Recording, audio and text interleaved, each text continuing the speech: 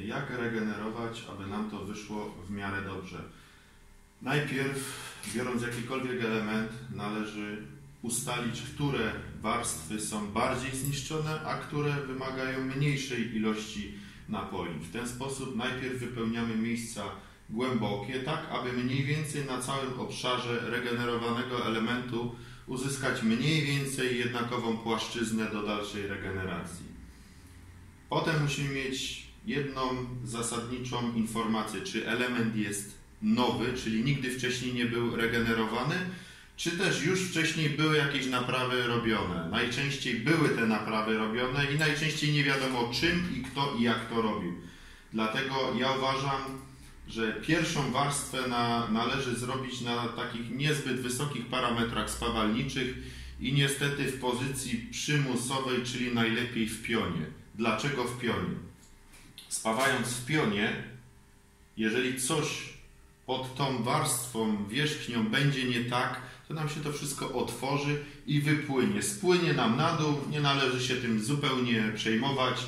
Dalej napawamy, albo tradycyjnie w pionie w ten sposób, albo możemy też w pozycji naściennej w ten sposób robić dookoła. Ta sama sytuacja jest na płaszczyznach, które można byłoby zrobić podolnie, jednak tutaj wszystkie zanieczyszczenia w ogóle nam się nie otworzą i nie wypłyną nam, tylko będą się nam robić niezgodności typu w środku zatopione żużle, w środku niepołączone ścianki i inne zanieczyszczenia, albo będzie nam napoina omijać zgrupowanie żużli czy innych zanieczyszczeń.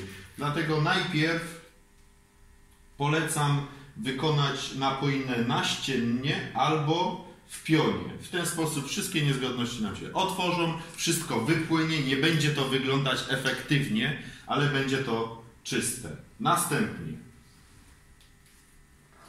polecam wykonywać ściegi jak najdrobniejsze i przeciwstawne do tych, które były wcześniej. Jeżeli wcześniej spawaliśmy w ten sposób, to kolejne ściegi zalecam wykonywać w ten sposób. One nałożą się krzyżowo i ich wytrzymałość będzie większa jak normalnie równolegle do siebie.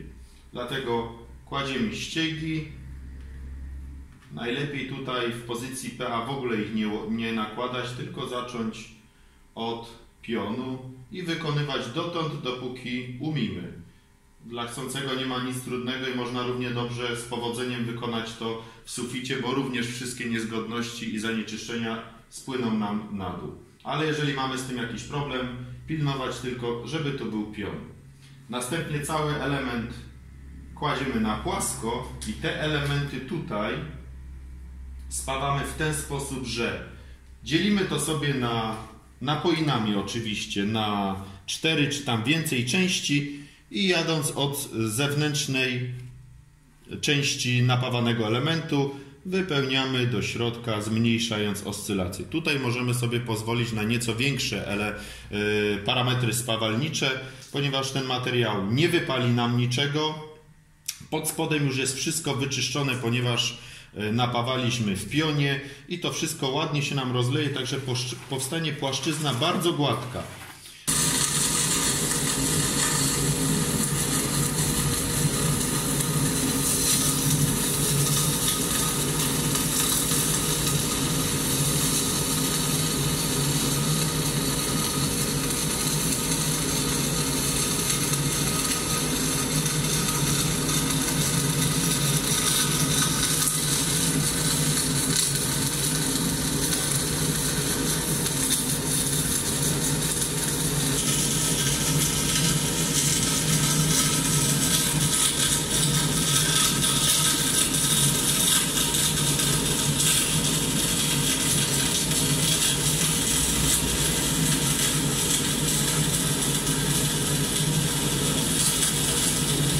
I jedna ważna rzecz, jeżeli spawamy drutami rutylowymi, to te płaszczyzny gładkie, jak i w pionie, należy tak wykonywać, żeby co ściek nie usuwać żużla.